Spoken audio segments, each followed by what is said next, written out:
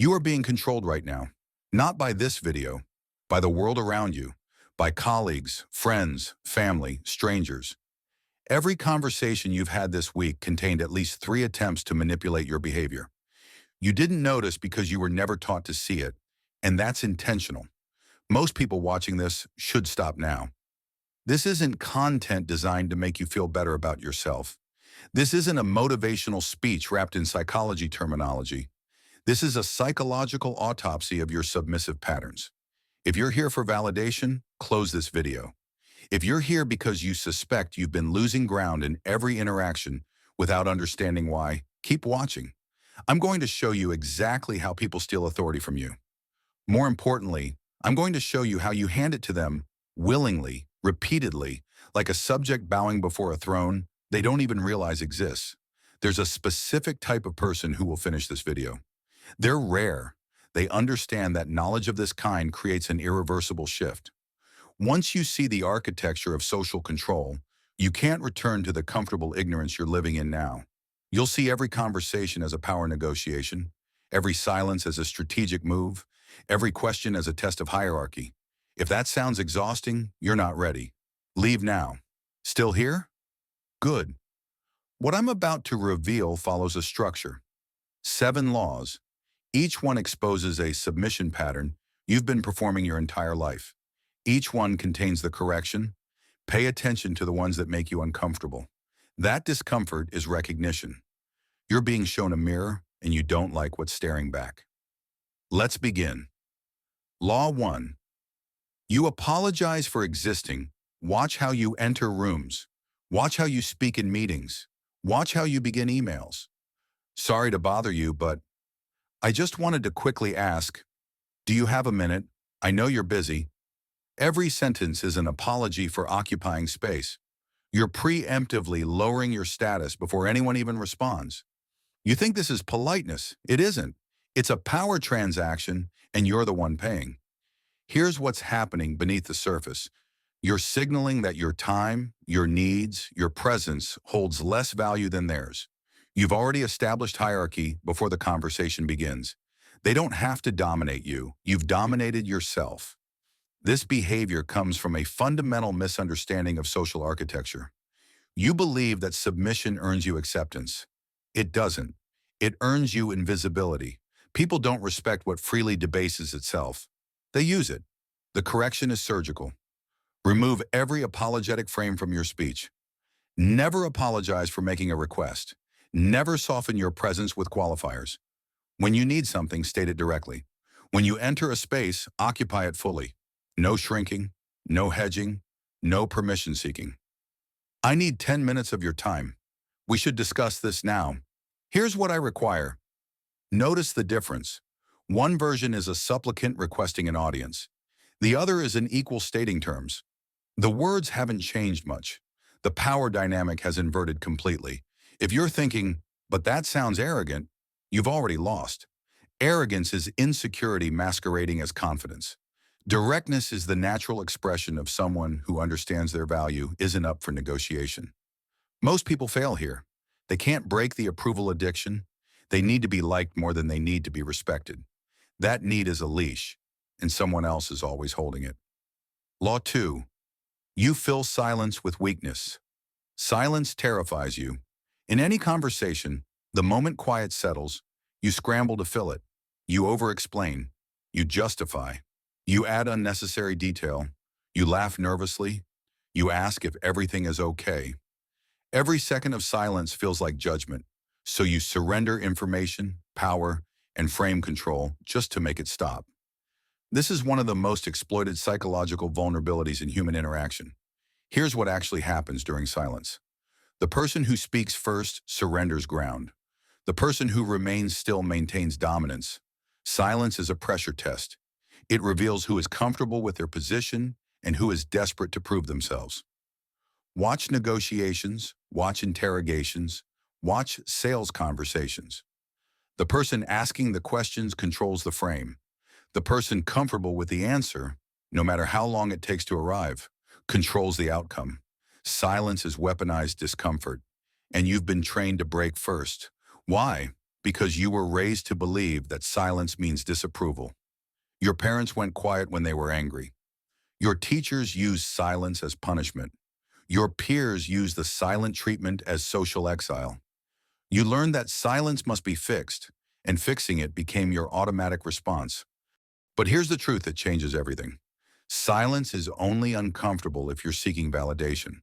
If you're not performing for approval, silence is irrelevant. It's empty space, nothing more. The correction: learn to sit in silence without flinching. When someone asks you a question, take 3 full seconds before responding. When someone makes a statement, let it hang in the air. Don't rush to agree. Don't rush to fill gaps. Let them exist. Let the other person marinate in their own discomfort. You'll notice something immediately. People start explaining themselves to you. They start justifying their positions. They start seeking your approval. The dynamic flips. You haven't said a word, but you've established dominance through sheer comfort with empty space. This is advanced. Most people can't do it. Their need to be liked overrides their ability to hold frame. They crack under 5 seconds of quiet and give away everything they were trying to protect. If you can master this, you've mastered one of the oldest power moves in human psychology. Kings don't explain themselves. Predators don't justify their presence. Neither should you. Law 3, you mistake reaction for power. You think you're powerful when people react to you. You're wrong. Every time you argue, defend yourself, or correct someone who's wrong about you, you're handing them control. You're allowing their perception to dictate your behavior. You're dancing to music they're playing. That's not power. That's puppetry. Here's the dynamic you've been blind to. The person who provokes holds the strings.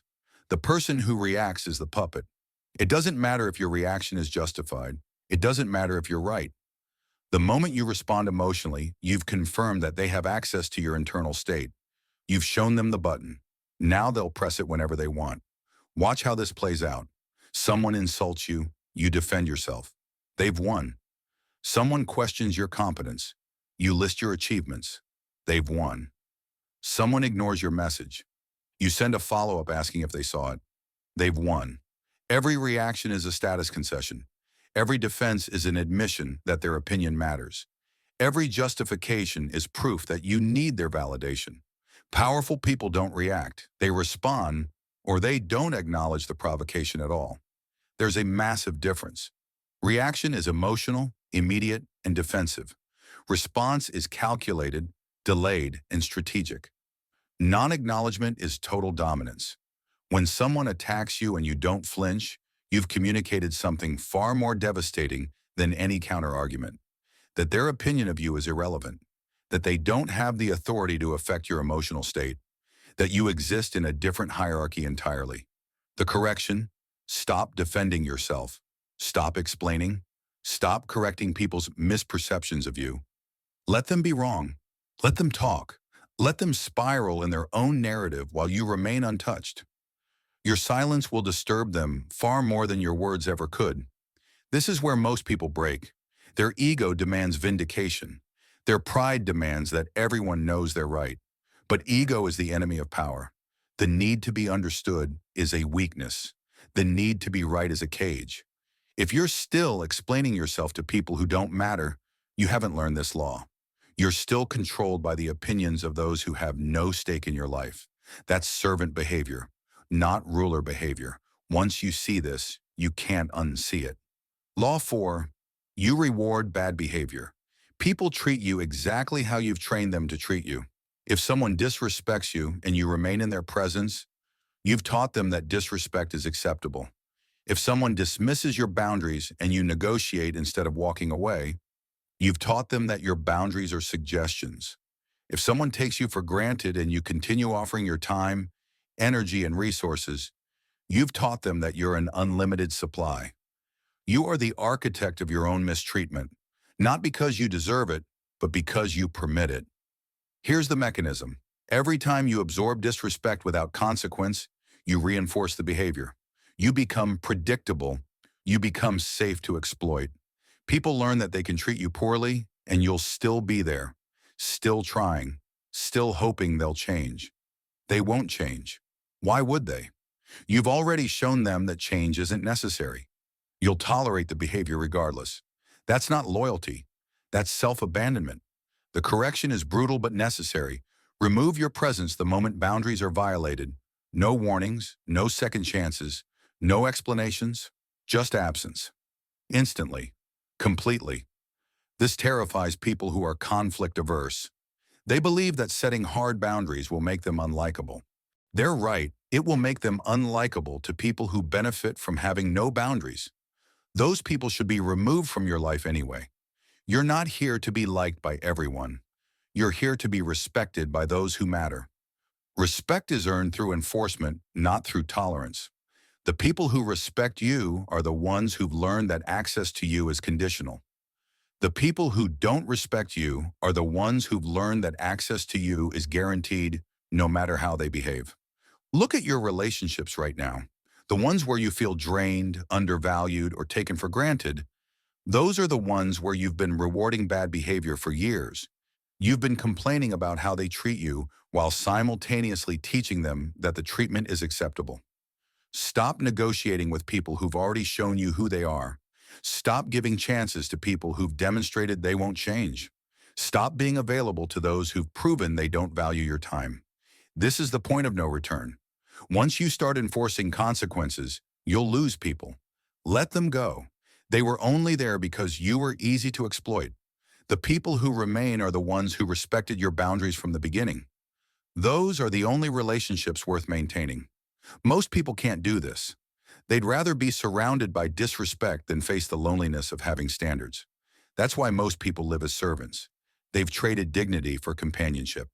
Don't be most people. Law 5. You offer value before it's earned. You help people who haven't helped you.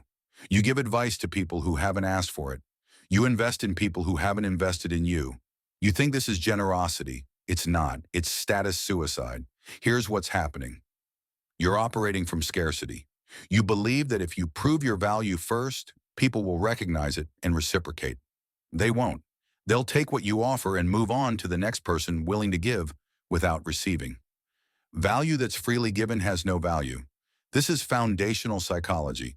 People only appreciate what they've worked for. What comes easily is dismissed. What requires effort is treasured. Every time you offer your expertise, your time, your resources without requiring anything in return, you're training people to devalue you. You're signaling that your contributions are abundant and therefore worthless. You're acting like a servant, hoping to be noticed by a master who will never promote you. The correction? Make people earn access to your value. Don't volunteer information. Don't solve problems you weren't asked to solve. Don't give your time to people who haven't demonstrated they're worth it. Create scarcity around what you offer. This will feel wrong at first. You've been conditioned to believe that helping others is virtuous, regardless of context. It isn't. Helping people who exploit your generosity isn't virtue. It's enabling. It's self-destruction disguised as kindness. Watch what happens when you withdraw your freely given value. The people who actually respected you will ask why. The people who were exploiting you will disappear. That disappearance is data. It tells you exactly who was in your life for access and who was in your life for you. Most people never learn this. They spend their entire lives pouring energy into people who drain them, wondering why they're exhausted and unappreciated. They die having given everything and received nothing. That's not noble. That's tragic. If you're uncomfortable with the idea of withholding value until it's earned, you're still operating from servant mentality. You still believe your worth must be proven? It doesn't. Your worth is inherent. Access to it must be earned. Law 6. You seek closure from people who owe you nothing. Someone ghosted you. You want to know why. Someone ended the relationship. You want an explanation. Someone rejected your proposal. You want feedback. Someone stopped responding. You need closure. You're not going to get it, and your need for it is the very thing keeping you controlled. Here's what closure actually is. It's your ego demanding that the other person validate your narrative. It's your need for control disguised as a need for understanding. It's you trying to extract meaning from someone who's already communicated everything they're willing to communicate through their absence. People don't owe you explanations. They don't owe you reasons. They don't owe you closure. Their departure is the closure. Their silence is the answer. You just don't like what it's saying. Every time you reach out asking why, every time you send that follow-up message, every time you try to talk things through with someone who's clearly done talking, you're giving them power they didn't ask for and don't deserve. You're making them the arbiter of your emotional state. You're saying, I can't move forward until you give me permission. That's submission, pure submission. The correction, accept the absence as the answer. When someone removes themselves from your life, let them go. No questions, no pursuit, no closure seeking. Their exit is all the information you need. Anyone who wanted to stay would have stayed. Anyone who wanted to explain would have explained. This is excruciating for people who need control. They can't tolerate loose ends. They can't handle ambiguity. They need every story to have a resolution. But life doesn't work that way. People leave without explanation all the time. Your inability to accept that is what keeps you trapped. You don't need their closure to move forward. You need your own. And you give yourself closure by deciding that their absence is sufficient information. You close the door yourself. You stop assigning meaning to their silence. You stop trying to extract answers from people who've already told you everything they're going to tell you through their actions. Most people chase closure for years. They replay conversations. They analyze text messages. They create elaborate theories about what went wrong. They're so busy seeking answers from the past that they can't build anything in the present. Don't be most people. When someone leaves, let them. When someone stops communicating, stop pursuing. When the relationship ends, bury it. No autopsy. No resurrection attempts. Just burial. If this feels cold, good. It should. Emotional detachment from people who've detached from you is the only rational response. Anything else is self-torture. Law 7. You think emotional availability is a virtue. You share everything, your struggles, your fears, your doubts, your insecurities. You think this is authenticity. You think this is connection. You think this is how you build trust. You're wrong. Emotional availability without discretion is status obliteration. Every time you reveal vulnerability to someone who hasn't earned it, you're handing them ammunition. Every time you expose your weaknesses to people who haven't proven their loyalty, you're giving them leverage. Every time you trauma dump on acquaintances, colleagues, or new relationships, you're destroying the foundation before it's even built. Here's what actually happens. People don't respect what they pity. They don't admire what they've seen broken. They don't follow what they've watched crumble. You think you're being real. They think you're being weak. This doesn't mean you never show vulnerability. It means you show it strategically, to people who've earned it, to people who've demonstrated they can hold it without weaponizing it, to people who've proven they won't use your honesty against you. The powerful are selective with their emotional disclosure.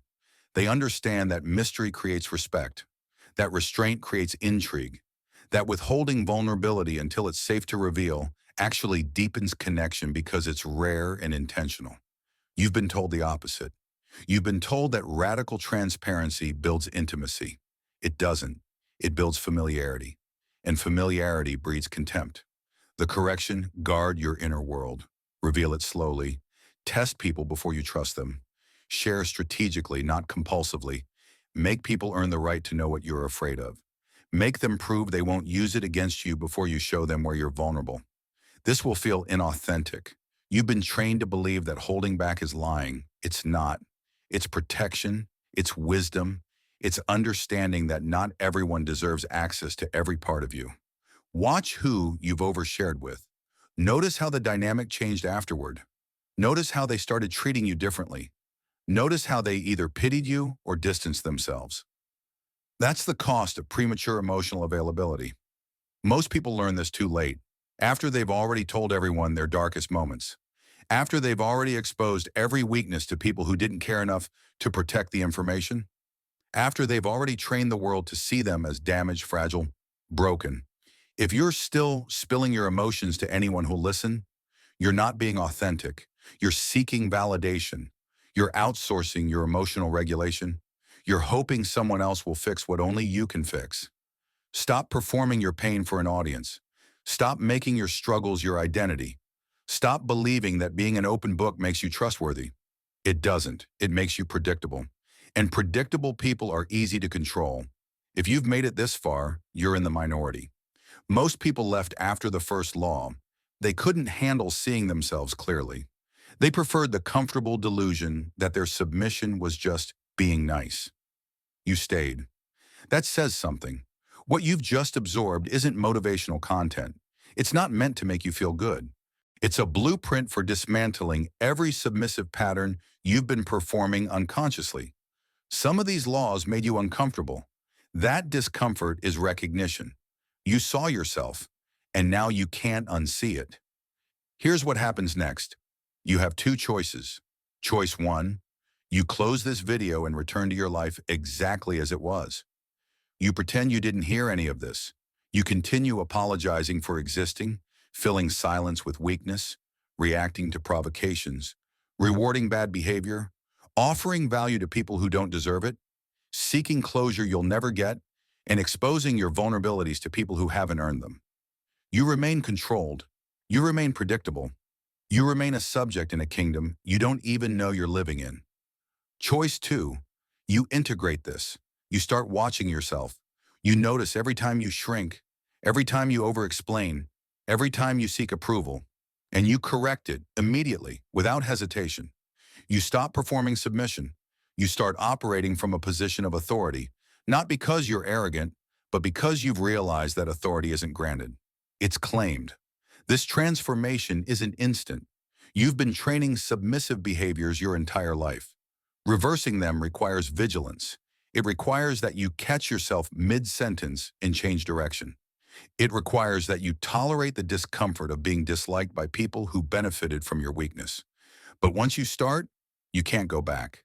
You'll see every conversation as a negotiation, every relationship as a power structure, every silence as a test, every emotional reaction as a status concession. The world won't look the same. People won't feel the same. You won't tolerate the same. That's the price. Once you see the architecture, you can't pretend it doesn't exist. Most people aren't ready for this. They'll watch this video, feel momentarily empowered, and return to their default patterns within 72 hours. They'll continue being controlled because being controlled is easier than enforcing boundaries. Submission is comfortable, dominance is exhausting, but you're not most people. If you were, you wouldn't still be here. There's more to this. Layers beneath what was covered here. Dynamics that operate so subtly that even people who've studied power their entire lives miss them. But that knowledge isn't for everyone. It's not even for most people who made it to the end of this video. If you understand what was said here, you'll know what to do next. If you don't, no amount of further explanation will help you. The line between servant and ruler isn't drawn by talent, intelligence, or opportunity. It's drawn by awareness. And you've just been given more awareness than most people will have in their entire lives. What you do with it is your decision, but the old version of you no longer exists. You've seen too much. Choose carefully.